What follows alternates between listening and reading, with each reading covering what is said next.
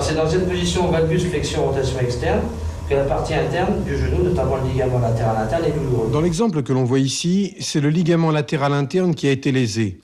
La contention devrait être effectuée sur le sujet debout en plaçant l'articulation du genou dans la position inverse de celle ayant entraîné la lésion, c'est-à-dire en rotation interne.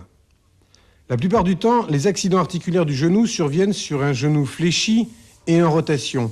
Dans ce cas précis, nous allons montrer une contention sur un genou ayant présenté un traumatisme en valgus, flexion, rotation externe.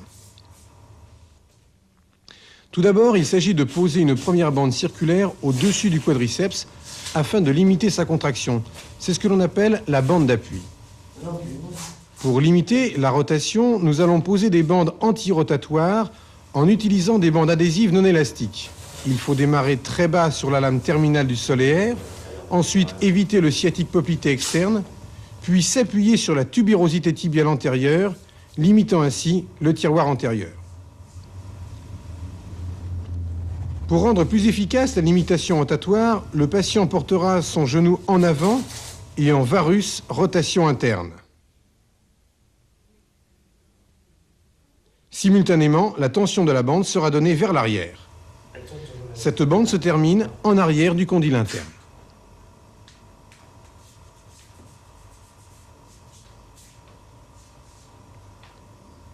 Il est nécessaire de poser plusieurs bandes qui s'étaleront en éventail, recouvriront le ligament latéral interne et le point d'angle postéro-interne, et puis se termineront au-dessus de la bande d'appui.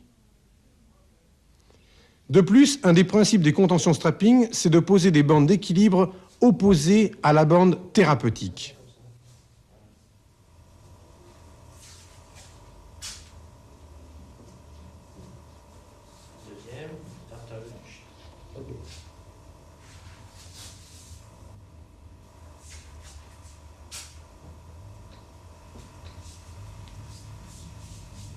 À ce stade, la contention est presque terminée.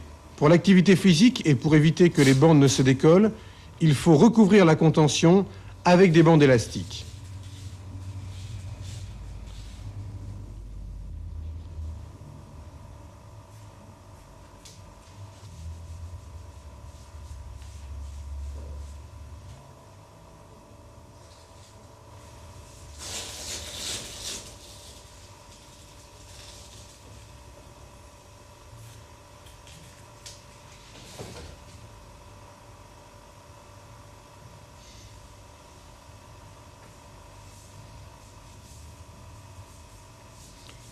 Si la contention ne limite pas suffisamment la rotation, il faut dans ce cas ajuster cette limitation par la pose de bandes non élastiques. Et c'est le patient lui-même qui guide la pose d'une ou de plusieurs bandes. Ainsi donc, la limitation rotatoire sera renforcée.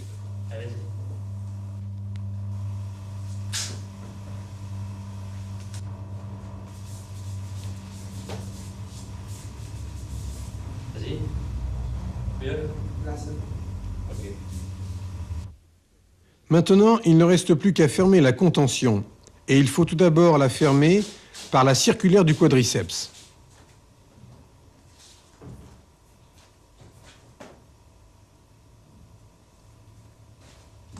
Ensuite, il faut fermer obliquement la circulaire de base du mollet de manière à ne pas comprimer le muscle.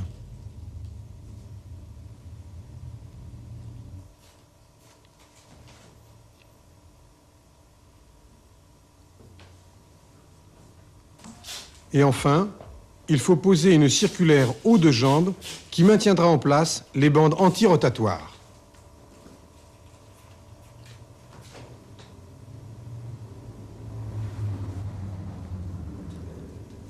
À chaque pathologie du genou correspond une contention limitant la rotation externe ou la rotation interne. Et c'est la position d'origine de l'accident qui doit guider le choix de la contention. Maintenant, il n'y a plus qu'à vérifier le confort de la contention et pour cela, le kinésithérapeute fait subir quelques tests aux patients. Vas-y, tu plies ton genou là. Lève ton pied derrière. Voilà. Voilà. Allonge maintenant. Allonge devant. Voilà. Tends ta jambe. Voilà. Plie. Voilà. Allonge.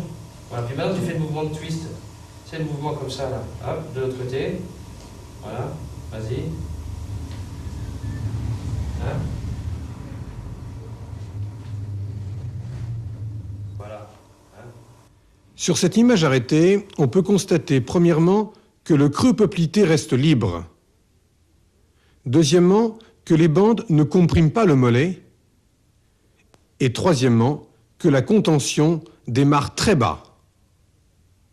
Le principe de la contention strapping répond à deux objectifs, soit comme choix de traitement à la suite d'une entorse, soit à titre préventif sur une cheville instable, sans pour autant se priver d'activité physique ou sportive. Dans le cas présent, il s'agit d'un accident récent sur laxité chronique. La contention strapping intervient donc comme choix de traitement. Sur cette cheville, qui présente une entorse tibio-tarsienne, on remarque le mouvement de tiroir astragalien antérieur, et puis aussi, on observe le déboîtement de l'arrière-pied en varus. Ces deux mouvements anormaux sont dus à la lésion ligamentaire, et d'ailleurs, les clichés radiologiques permettent de le constater sans aucune équivoque. Pour effectuer ce genre de contention strapping, il faut d'abord préparer la peau, c'est-à-dire raser et dégraisser à l'éther la zone qui sera bandée. Après cela, on commence par vaporiser un film protecteur de la peau qui renforce également le collage des bandes. Dans le cas présent, le kinésithérapeute a préféré procéder à un collage direct des bandes sur la peau afin d'obtenir un meilleur maintien de l'articulation. La contention pratiquée sur cette cheville a pour objet de limiter les déplacements de l'arrière-pied dans la pince bimalléolaire. Au départ, on place le pied à angle droit et on commence par coller une bande élastique sur la face interne de la cheville. On démarre en prenant appui sous la malléole et sur le calcanéum. Et on effectue un 8 avec la bande tout autour de l'articulation. On termine ainsi sur la face externe, empêchant le pied de partir en varus. Il faut bien évidemment doser la tension dans le sens du valgus.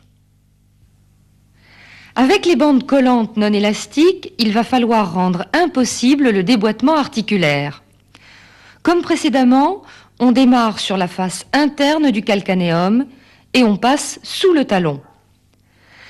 Arrivé sur la face externe, la tension sera ajustée dans un sens oblique vers l'avant, qui assure un meilleur maintien lors des mouvements de flexion plantaire. Le but étant de maintenir l'arrière-pied dans la pince bimalléolaire, l'expérience a prouvé qu'il n'était pas indispensable de remonter très haut les bandes collantes. Il est nécessaire de poser plusieurs bandes qui se recouvrent toutes partiellement et suivant l'activité autorisée, il est possible de poser plus ou moins de bandes. Il est nécessaire de maintenir cette articulation vers l'arrière et c'est dans ce but que l'on pose une bande en arrière de l'axe de flexion-extension de la tibio-tarsienne. Cette bande prend appui sur la partie basse du tendon d'Achille et empaume les faces latérales du calcanéum pour revenir se fixer au point de départ. D'autre part, le changement d'obliquité et l'utilisation d'une bande non élastique nécessitent un pli d'aisance.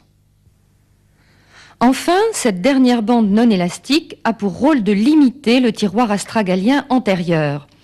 Le point de départ de cette bande est situé sur la face externe de l'arrière-pied, en évitant la base du 5e métatarse, dont la compression rendrait la marche douloureuse.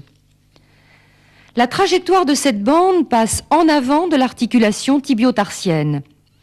Elle prend appui sur la malléole interne, puis sur le tendon d'Achille, pour revenir en avant de la malléole externe.